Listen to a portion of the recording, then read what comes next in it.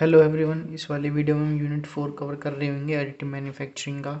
ठीक है, तो ये हमारा 7 सेमेस्टर का टॉपिक है। सबसे पहले देख लेते हैं, इसके अंदर टॉपिक आता है brief description about potential of AM. तो पोटेंशियल ऑफ एम के अंदर आपको बताना है कि एम का क्या क्या पोटेंशियल है। ठीक है, उसके बारे में ब्रीफली डिस्क्राइब अबाउट करना है। तो एम के पोटेंशियल के बारे में हम जानते हैं, हमारा इंडस्ट्रियल रेवोल्यूशन के लाने के लिए सक्षम है। अब तक हमारे 4 इंडस्ट्रियल रेवोल्यूशन आ चुके हैं, उसमें से अगर कोई एक और इंडस्ट्रियल रेवोल्यूशन आ सकता है तो वो एडिटिव मैन्युफैक्चरिंग प्रोसेस की वजह से आ सकता है। ठीक है, 3D CAD files into physical 3D objects. इसके अंदर जो है हम बेसिकली 3D कैड फाइल्स को डायरेक्टली कन्वर्ट कर रहे होते हैं फिजिकल 3D ऑब्जेक्ट्स के अंदर। It has initiating another industrial revolution. ठीक है, पोटेंशियल ऑफ इनिशिएटिंग है another industrial revolution. AM enables anybody to create parts और products of any imaginable shape. ठीक है, ये हमारा पार्ट्स को क्रिएट करता है, कंपोनेंट्स को क्रिएट करता है मशीन के जो हमारे इमेजिनेबल शेप के लिए रेस्पॉन्सिबल हो रहे होते हैं। It enables to produce parts और the products from the desired material. ठीक है, ये हमारा पार्ट्स को प्रोड्यूस करता है, प्रोडक्ट्स को प्रोड्यूस कर रहा होता है। All development can be done in any places. ये सारा का सारा डेवलपमेंट किसी भी प्लेस पे हो सकता है। It defines the beginning of new era customize mass production. तो कस्टमाइज मास प्रोडक्शन के लिए ये हमारा जो है एक तरह का बिगिनिंग ऑफ एरा है। Delivers very complex geometry which can not be fabricated by non AM process. जो भी हमारी नॉन एम प्रोसेस से फैब्रिकेटेड नहीं हुई थी टेक्नोलॉजी, जो टेक्नोलॉजी नॉन एम प्रोसेस से फैब्रिकेटेड नहीं हुई थी, उसको ये कॉम्प्लेक्स ज्योमेट्री को डिलीवर करता है और उसका सॉल्यूशन, प्रॉब्लम का सॉल्यूशन निकाल रहा होता है। क्या है हमारा पोटेंशियल ऑफ एम। ठीक है, success of AM is based on the fast development of CAD system. ठीक है, इसका जो सक्सेस है रेट है वो हमारा fast development of CAD system, कैसे हमारा कैड सिस्टम पे हमारा वर्क कर रहा होगा उस पर बेस्ड ही हमारा रहता है। तो पोटेंशियल ऑफ एम समझ के, पोटेंशियल ऑफ एम क्या है, 3D फाइल कैड फाइल्स को डायरेक्टली कन्वर्ट करना है फिजिकल 3D ऑब्जेक्ट में।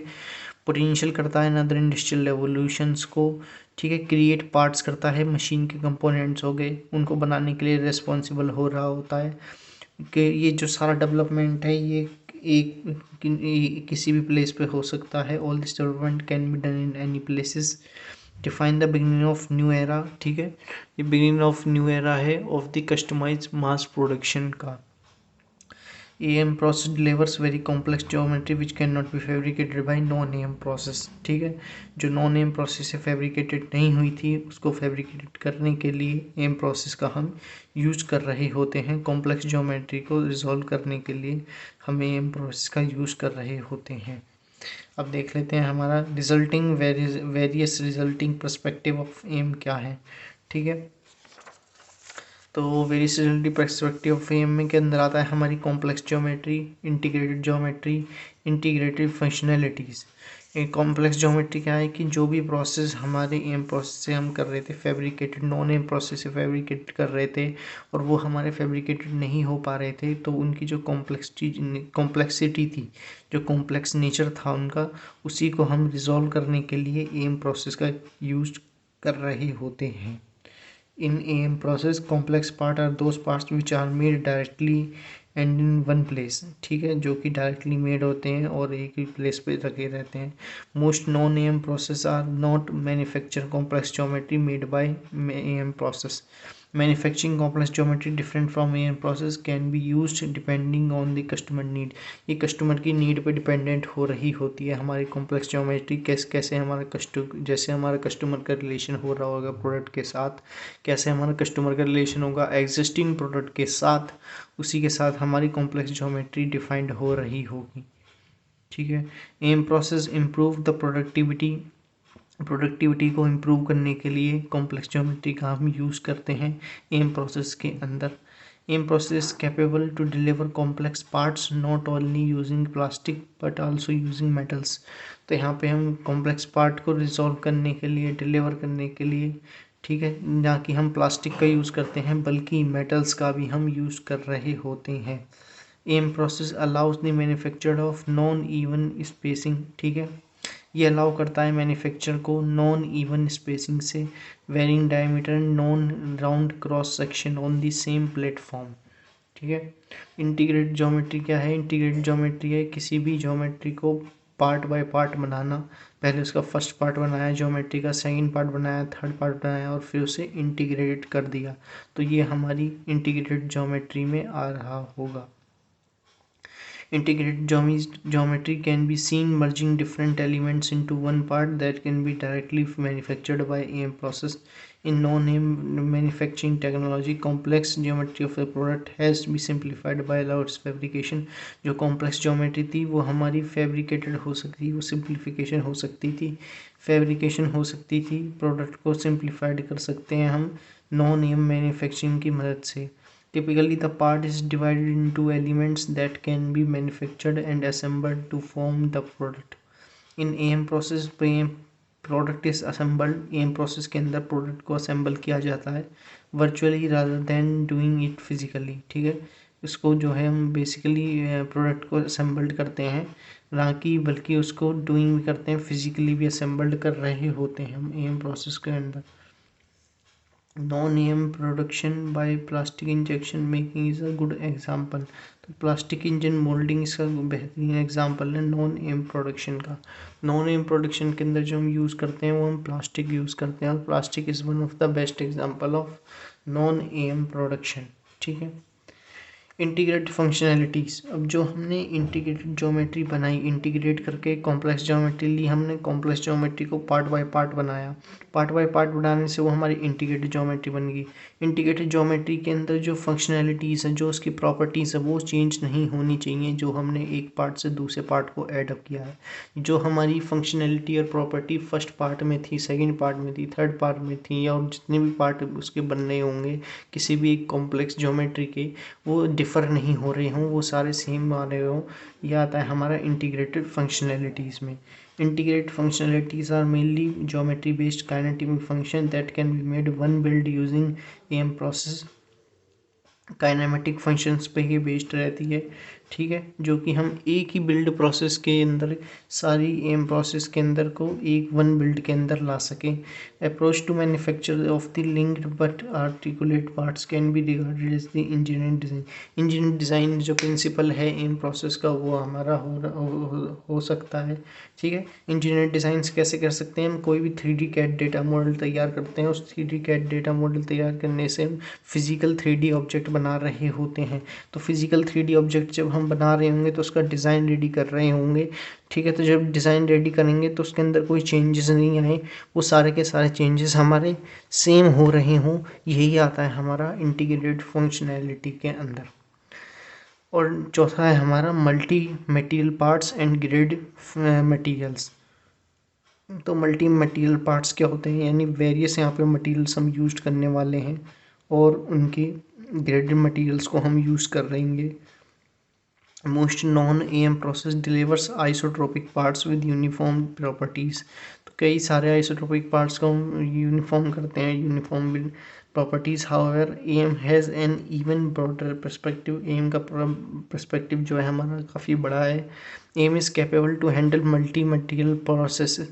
मल्टी मटेरियल प्रोसेस को हैंडल करने के लिए हम जो है एम को यूज़ करते हैं। AM process add the build material voxel by voxel to the part. ये बिल्ड मटेरियल को ऐड करती है, ठीक है, टू द पार्ट के अंदर। तो यहाँ पे जो है 4 पॉइंट्स क्लियर हो जाते हैं जो थे हमारे resulting perspective of the AMs. तो resulting perspective of the AMs के अंदर क्या है? सबसे पहले हम कॉम्प्लेक्स ज्योमेट्री लेते हैं। कॉम्प्लेक्स ज्योमेट्री कैसे लेते हैं? सबसे पहले कोई भी हमने एक मटेरियल तैयार किया, उसके फर्दर उसके लेयर्स तैयार किए, फर्दर लेयर तैयार करेंगे तो पार्ट्स तैयार कर रहे होंगे। वो जो पार्ट्स तैयार हमने किए उनके अंदर इंटीग्रेटेड ज्योमेट्री आनी चाहिए। सेकंड पॉइंट है इंटीग्रेटेड ज्योमेट्री आनी चाहिए। कोई भी हमारा अलाइनमेंट नहीं होना चाहिए, कोई भी पार्ट्स का डिस्टॉर्शन नहीं होना चाहिए। ठीक है, सेम ओरिएंटेशन के हमारे पैटर्न फॉलो करने चाहिए हर एक पार्ट। तो ये इंटीग्रेटेड ज्योमेट्री में आता है। फिर उसके बाद इंटीग्रेटेड फंक्शनैलिटी होनी चाहिए। जो भी हमारे पार्ट्स हैं उनके प्रॉपर्टीज़ डिफरेंट नहीं हो रही हों, केमिकल, मैकेनिकल, फिजिकल सारी प्रॉपर्टीज सेम आनी चाहिए, ये है इंटीग्रेटेड फंक्शनैलिटी में। और मल्टी मटेरियल पार्ट्स के अंदर हम जानते हैं आइसोट्रोपिक पार्ट्स आते हैं, ठीक है, और ग्रेडेड मटेरियल्स आते हैं। मल्टी मटेरियल पार्ट्स के अंदर आइसोट्रोपिक पार्ट्स आ रहे होंगे, जो मटेरियल हमने यूज़ किया है वो ग्रेडेड नेचर का हो रहा हो, और आइसोट्रोपिक पार्ट्स हम यूज़ कर रहे हों जिनकी वेराइटी यूनिफॉर्म प्रॉपर्टीज़ हो रही होती हैं, जिनकी प्रॉपर्टी लगभग सेम होती हैं, through out the process same हो रही हों, ठीक है। तो वैसे हमको यूज़ करना चाहिए मल्टी मटेरियल पार्ट्स और ग्रेडेड मटेरियल्स के अंदर। थर्ड क्वेश्चन आता है how AM based manufacturing technology meets the requirement of customization. अब इसमें पहले भी बताया गया था कि एम जो प्रोसेस है वो मीट करता है कस्टमर की रिक्वायरमेंट को। तो अब ये बता रहा है कि एम की कस्टमाइजेशन को कैसे मीट कर रहा होता है। Demand from individualised product is rising. हम जानते हैं जो डिमांड है प्रोडक्ट की वो राइजिंग होती जा रही है, जैसे जैसे हमारा जो है दिन बीतते जा रहे हैं, या फिर आप कह सकते हैं जैसे जैसे हमारा वक्त बढ़ते जा रहा है तो डिमांड हमारी राइजिंग होती जा रही है प्रोडक्ट की। Several customer long for unique individual and distinctive product for the customize product. Customize product आप जानते हैं, कोई भी हमने प्रोडक्ट खरीदा उसको कस्टमाइज़ कैसे कर सकते हैं, उसको कस्टमाइज़ हम ऐसे कर सकते हैं, उस प्रोडक्ट का हम फीडबैक ले सकते हैं, उसका रिव्यू सिस्टम ले सकते हैं, किससे, जो कि प्रोडक्ट को खरीद रहे होंगे, ठीक है। कस्टमर से हमने फीडबैक लिया, उनसे कस्टमर का फीडबैक लेने के बाद उसके पॉजिटिव और नेगेटिव एस्पेक्ट दोनों चेक किए, तो जो हमने इंफॉर्मेशन गैदर की उससे वो आ रही होगी हमारी डिस्टिंक्ट प्रोडक्ट और कस्टमाइज प्रोडक्ट के अंदर। यानी कि हमने कस्टमर से उसका पॉजिटिव एस्पेक्ट देखने के लिए बोला, नेगेटिव एस्पेक्ट्स देखने के लिए बोला, रिव्यू सिस्टम चेक किया, मॉनिटरिंग किया, प्लानिंग किया। ये सारी चीज़ एक कस्टमाइज प्रोडक्ट के अंदर आ रही होती है, ठीक है। AM has the potential to initiate a real change लाने के लिए एम जो है हमारा पोटेंशियल रखता है। AM can make different parts on one build process. Additive manufacturing जो डिफरेंट पार्ट्स करती है वो एक बिल्ड प्रोसेस के अंदर होना चाहिए। मैंने आपको इंटीग्रेटेड ज्योमेट्री में बताया था, जो भी हम ज्योमेट्री ले रहे थे वो भले ही वो हम चाहे उनको n नंबर्स टाइम्स उनके पार्ट्स कर करके ज्योमेट्री लें, लेकिन वो ज्योमेट्री ऐसी होनी चाहिए, उसका जो फंक्शन है, प्रॉपर्टीज़ है, वो हमारी सारी करेक्टरिस्टिक्स हैं, वो हमारी सारी की सारी कैसी हो रही हूँ, वो हमारी सारी की सारी सेम हो रही हूँ, ठीक है। Each part can be either distinct और belong to small medium size और इवन बिग सीरीज। तो ईच पार्ट जो है वो हमारा जो है बिलोंग करना चाहिए डिस्टिंक्ट से, या बिलोंग टू द स्मॉल, वो चाहे मीडियम भी हो सकता है और स्मॉल भी हो सकता है। There are different approaches to customization, और भी बहुत सारे प्रोसेस है कस्टमाइजेशन के एम के प्रोसेस के द्वारा। तो ये तो था AM based manufacturing technologies meet the requirement of the customization, ठीक है। इसके बाद हमारा इंपॉर्टेंट टॉपिक्स आता है, आप ये देख लेना कौन कौन से different types of customize mass production है।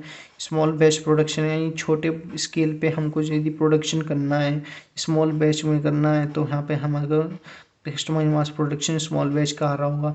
इंडिविजुअली हम जानते हैं कोई कोई इंडिविजुअली भी करता है कस्टमाइज पीसल, जैसे स्टार्टअप वगैरह हो गए, तो यहाँ पे इंडिविजुअलाइजेशन का कंसेप्ट आ रहा होता है। तो यहाँ पे जो है, ठीक है, तो यहाँ पे आता है हमारा customize mass production individual nature का। पर्सनलाइजेशन, कोई अपने खुद के बेनिफिट के लिए कर रहा है, कोई भी बिजनेस हो गया, ठीक है, स्मॉल स्केल हो गया, स्मॉल स्केल बिजनेस जो हो गया वो आता है हमारा पर्सनलाइजेशन में। तो डिफरेंट टाइप्स के कस्टमाइज मास प्रोडक्शन है, आप देख लेना। और इसके बाद फिर एक इम्पॉर्टेंट टॉपिक आता है ये various material use available for the AM के लिए कौन कौन से मटेरियल अवेलेबल हैं, ठीक है। तो आप जानते हैं हमारे 3 मटेरियल एम के लिए अवेलेबल हैं, प्लास्टिक, मेटल्स और सिरेमिक्स। प्लास्टिक के अंदर हम यूज़ करते हैं प्लास्टिक लेजर सिंटरिंग का, ठीक है। और इसके अंदर जो मटेरियल यूज़ कर रहे होते हैं वो होता है हमारा पॉलीअमाइड, और जब हम पॉलीअमाइड यूज़ नहीं कर रहे होते हैं तो हम पॉलीस्टायरीन का यूज़ कर रहे थे, ठीक है। तो for plastic laser sintering, plastic laser sintering इसके अंदर होती है पॉलीअमाइड और प्रीफर्ड मटेरियल है। जब भी हमारी प्लास्टिक लेजर सिंटरिंग हो रही होगी, पॉलीअमाइड क्यों प्रीफर्ड मटेरियल है, क्योंकि ये हमारा स्ट्रॉन्ग है, हीट है और केमिकल रेजिस्टेंट पॉलीमर है, ठीक है। और इसके अलावा पॉलीस्टायरीन भी हम यूज़ करते हैं, क्योंकि पॉलीस्टायरीन को हम यूज़ करते हैं, polystyrene used as material for laser sintering. तो लेजर सिंटरिंग के लिए पॉलीस्टायरीन भी यूज़ करते हैं, लेकिन पहले पे आता है हमारा पॉलीअमाइड और सेकंड पे आता है हमारा पॉलीस्टायरीन, ठीक है। ये तो था रिगार्डिंग प्लास्टिक मेटल। अब हम देख रहे हैं प्लास्टिक मटेरियल, ठीक है। अब देख लेते हैं मेटल। मेटल में के अंदर कौन कौन से मेटल हम यूज़ करेंगे एम प्रोसेस के अंदर। तो materials are very similar to the materials of laser coating with the filler material. तो फिलर मटेरियल का यूज़ करते हैं, लेज़र कोटिंग का हम यहाँ पर यूज़ कर रहे होते हैं। A machine manufacture also provide material data sheets based on the proven parameters. तो एएम मशीन जो है मैन्युफैक्चर की वो प्रोवाइड करती है मटेरियल डेटा को, शीट्स को, जो कि बेस्ड होती है प्रूवन पैरामीटर्स से। For AM of the material stainless steel, tool steel, COCR alloys, copper, chromium alloys, titanium, magnesium, aluminium, gold, silver are the available. तो जो मेटल्स हमारे लिए अवेलेबल हैं वो हैं हमारे aluminium steel, stainless steel, tool steels, copper and chromium alloys, titanium and magnesium, aluminium, gold and silver. These are the available metals which are used in the process of the additive manufacturing. Third आता है हमारा ceramics आप जानते हो, ceramics हमारे non metallic और metallic bonds होते हैं, कंपाउंड होते हैं, और इनके अंदर जो बॉन्ड होता है वो हमारा आयनिक नेचर का प्रेजेंट हो रहा होता है। ठीक है, लेज़र सिंटरिंग भी यहाँ पे इसका प्रीफर्ड प्रोसेस है। अब जो लेज़र सिंटरिंग कर रहे होंगे तो यहाँ पे हमको मटेरियल की रिक्वायरमेंट हो रही होगी। अब जाहिर सी बात है, जब मटेरियल की रिक्वायरमेंट हो रही होगी तो यहाँ पे हम कुछ मटेरियल जो लेते हैं वो लेते हैं हम, जैसे कि aluminium oxide Al2O3, silicon dioxide silica, zirconium oxide, silicon carbide. These are the preferred materials that are used in the ceramics in the process of the material selection, which is based on the material selection in the additive manufacturing।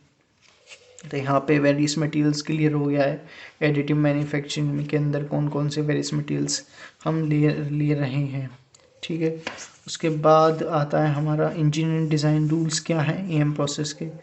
तो engineering design rules के अंदर आता है सबसे पहले हमारा tolerance, यानी किसी भी physical 3D CAD data object को, फिजिकल कैड डेटा सिस्टम को 3D कैड डेटा सिस्टम को कन्वर्ट करना ऑब्जेक्ट के अंदर डिजिटली। ठीक है, उसी को हम कहते हैं टॉलरेंस। ठीक है, तो AM parts are build according to 3D CAD data, क्योंकि 3D कैड डेटा के अंदर हम सारा का काम करते हैं एडिटिव मैन्युफैक्चरिंग में। जो भी हमारा प्रोसेस लेयर बाय लेयर बनना होता है वो 3D कैड डेटा के अंदर बनना होता है। तो एम पार्ट्स को हम बिल्ड करते हैं according to 3D CAD drawing and the tool path is defined by the part corner. Tool path is retracted by half of the tool width to make the designed outer corner is identical with the manufacturing one of the part। जैसे जैसे हमारा एक part बनना होगा उसके साथ integrated होता हुआ हमारा सेकंड पार्ट भी बनना होगा इसके अंदर।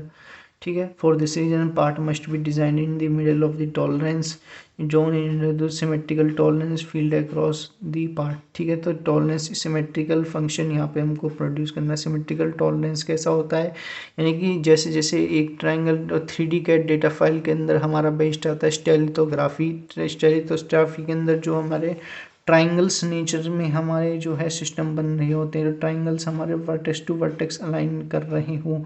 ठीक है, ये जाके आप आगे भी पढ़ेंगे, जैसे हमारी वीडियो आगे फॉरवर्ड करी होगी मैं आपको बताऊंगा कि ट्राइंगल का नेचर जो है vertically corner to corner joining alignment नहीं होना चाहिए, तभी हमारी जो है टॉलरेंस सिमिलरली वर्क करती है। तो सिमेट्रिकल टॉलरेंस यही बताता है हमको। नेक्स्ट टॉपिक आता है हमारा डिज़ाइन फ्रीडम का। डिज़ाइन फ्रीडम में यानी कि हमको एक डिज़ाइनिंग करनी है, वो डिज़ाइनिंग कैसी हो सकती है, वो तो या तो वन पीस में हो सकती है और उसके अंदर कोई भी जॉइंट्स प्रेजेंट नहीं हो रहे हो, यानी फ्रीडम नेचर की होनी चाहिए। तो फ्रीडम नेचर के अंदर आते हैं कि कोई भी उसके अंदर मोल्ड जॉइंट्स नहीं हो रहे हो। ठीक है, this eliminated the need to define a parting line. ये जो है हमारा एलिमिनेट करता है, ठीक है, नीड को डिफाइनिंग अ पार्टिंग लाइन से। Release angles are not required. Release angle यहाँ पे रिक्वायरमेंट नहीं होने चाहिए जब भी हमारी डिज़ाइन फ्रीडम की बात हो रही होगी तो। ठीक है, रिलेटिव फिट है, प्रॉपर रिलेटिव फिट सफिशिएंट, यानी कि अलाइनमेंट ना हो, उसका डिस्टॉर्शन नहीं होना चाहिए। तो यहाँ पे जो है फिट रिलेटिव फिट सफिशिएंट होना ज़रूरी है। Flexure hinges and snap fits. ठीक है, तो flexures plastic AM directly make this element in process. तो प्लास्टिक एम जो है वो डायरेक्टली बनाते हैं इनको, इन सारे प्रोसेस को एक ही प्रोसेस के अंदर, किस को, फ्लेक्चर को, हिंजेस को एंड स्नैप फिट्स को। ओरिएंटेशन क्लैंपिंग की बात कर लें तो clamping is either done by the support और by the material the parts embedding, यानी कि क्लैंपिंग जो है वो हमारी सपोर्ट के द्वारा डन की जाती है। उसके पहले सपोर्ट हटा रहे होंगे तभी हमारी ओरिएंटेशन हुई, अलाइनमेंट हो रहा होगा। जब हम क्लैंपिंग हटाएंगे तो डिस्टॉर्शन होगा तो हमारी ओरिएंटेशन का अलाइनमेंट यहाँ पे मूव हो रहा होगा। ड्रिलिंग्स आप जानते हैं बोरिंग करने के लिए, यानी कि बोर्स बनाने के लिए, गैप्स पिन एंड वॉल्स को डिज़ाइन करने के लिए। Bore diameter should not be smaller than, अब यहाँ पे आप देख लेना ये कुछ जनरल टर्म है, जैसे कि बोर की जो डायमीटर है, जो भी हम बोर करेंगे उसकी डायमीटर 0.5 mm से स्मॉलर नहीं होनी चाहिए और वॉल थिकनेस जो है 0.30 mm से कम नहीं होनी चाहिए। ठीक है, वॉल थिकनेस की लार्जर की बात कर ले, यदि वॉल थिकनेस हमारी 0.30 mm से कम है तब हमारी जो है बोर डायमीटर 0.5 mm होनी चाहिए या उससे छोटी होनी चाहिए। और यदि हमारी वॉल थिकनेस 0.6 mm से ज़्यादा है तब हम जो लेंगे बोर डायमीटर वो हमारा 0.70 mm का हम ले रहे होंगे। तो ये थी regarding engineering design rules for the AM additive manufacturing process के अंदर कौन कौन से इंजीनियरिंग डिज़ाइन रूल्स हैं। तो आप समझ के 4 इंजीनियरिंग डिज़ाइन रूल्स हैं: tolerance, design freedom, relative fit, fixture hinges and slab hinges, orientation and clamping, design drillings, gaps, pin and holes। Tolerance के अंदर हम डिजिटल टू 3D ऑब्जेक्ट को क्रिएट करने के लिए जो भी हमारा कैड डेटा मॉडल तैयार करते हैं उसको डिज़ाइन फ्रीडम के अंदर जो भी हम डिज़ाइन करेंगे वहाँ पे हमें जॉइंट्स की बात नहीं कर रहे होंगे, जॉइंट्स वहाँ पे नहीं आ रहे होंगे डिज़ाइन फ्रीडम के अंदर। रिलेटिव फिट के अंदर हम जो है उसकी अलाइनमेंट को देखते हैं, उसके अलाइनमेंट को मेजर करते हैं, उसका ओरिएंटेशन देखते हैं। Flexure hinges and snap fits के अंदर जो है हम बेसिकली एलिमेंट्स को एक ही प्रोसेस के अंदर इंटीग्रेट करने की कोशिश कर रहे होते हैं। ओरिएंटेशन एंड क्लैंपिंग आप सब जानते हैं, ओरिएंटेशन के अंदर प्रोसेस को ओरिएंटेशन करेंगे तो उनका अलाइनमेंट होगा तो डिस्टॉर्शन हो रहा होगा, तभी हम क्लैंपिंग का यूज़ करके और उन पर क्लैंपिंग जो है लगा देंगे अपने प्रोडक्ट पर। ड्रिलिंग्स आप जानते हैं उसमें बोर करते हैं और बोर की कुछ यहाँ पे जो है जनरल टर्म मेंशन है कि यदि बोर का डायमीटर 3.30 mm से कम है तो वॉल थिकनेस 0.30 से कम है तो वो बोर डायमीटर 0.5 mm का लेंगे। और यदि हमारी जो है मिनिमम थिकनेस वॉल की 0.6 mm है तो यहाँ पे जो हम डायमीटर लेंगे बोर का वो 0.70 ले रहे होंगे। उसके बाद हमारा क्वेश्चन आता है कि various problem associated with STL files देख लेना। ये इंपॉर्टेंट टॉपिक क्वेश्चन है कि कौन कौन से एसटीएल फाइल्स के अंदर कौन सी प्रॉब्लम एसोसिएटेड होती हैं, जैसे कि यूनिट चार्जिंग हो गया, वर्टेक्स टू वर्टेक्स रूल मैंने आपको अभी बताया था कि ट्राइंगल लेते हैं, ट्राइंगल के each triangle consist of share of 2 vertex, एक ट्राइंगल के 2 ट्राइंगल और एडजेसेंट होने चाहिए, यानी कि एक ट्राइंगल ऐसा ले लिया है हमने, दूसरा ट्राइंगल इसकी अलाइनमेंट में ले रहे होंगे और ये जो है हमारा एक ट्राइंगल से एडजेसेंट वर्क करना चाहिए। ठीक है, तभी हमारी जो है वो प्रॉपर बन रही होगी, ओरिएंटेशन प्रॉपर आ रही होगी। उसके बाद देख लेना ये वाला question, STL manipulation, STL repair, ये आप जरूर देखना। एसटीएल रिपेयर मैंने आपको बता दिया। एसटीएल रिपेयर शायद यूनिट 3 का टॉपिक है, किसका है, एसटीएल मैनिपुलेशंस देख लेना एक बार, मैंने ऑलरेडी वीडियो बना रखी है एसटीएल रिपेयर्स और एसटीएल मैनिपुलेशंस हमारा क्या होता है, उसको जाके आप जरूर वॉच आउट कर लेना वीडियो को। और इसके बाद ये हमारा 4.18 इंपॉर्टेंट क्वेश्चन है कि various function that the software system include to assets हैं, कौन कौन से हैं, बिल्ड टाइम एस्टिमेशन है, सिमुलेशन है, मॉनिटरिंग एंड प्लानिंग है। बिल्ड टाइम एस्टिमेशन के अंदर आते हैं हम, यानी कि हम जो भी इफेक्टिव प्रोसेस कर रहे होंगे उसके अंदर प्रोसेस प्लानिंग एक इम्पॉर्टेंट प्रोसेस होगा बिल्ड टाइम एस्टिमेशन के लिए, इसीलिए हमको जो है टाइम ऑफ कंप्लीशन जानना ज़रूरी होता है बिल्ड टाइम एस्टिमेशन के अंदर। ठीक है, knowing will be help to determining changes over jobs, तो जब भी हमारी जॉब्स के अंदर चेंजेस आ रहे होंगे तो ये हमारा जो है जानने के लिए ज़रूरी होता है। Early build time estimation software was extremely unreliable, पुराना जो बिल्ड टाइम एस्टिमेशन का सॉफ्टवेयर था वो अनरिलायबल था, ठीक है।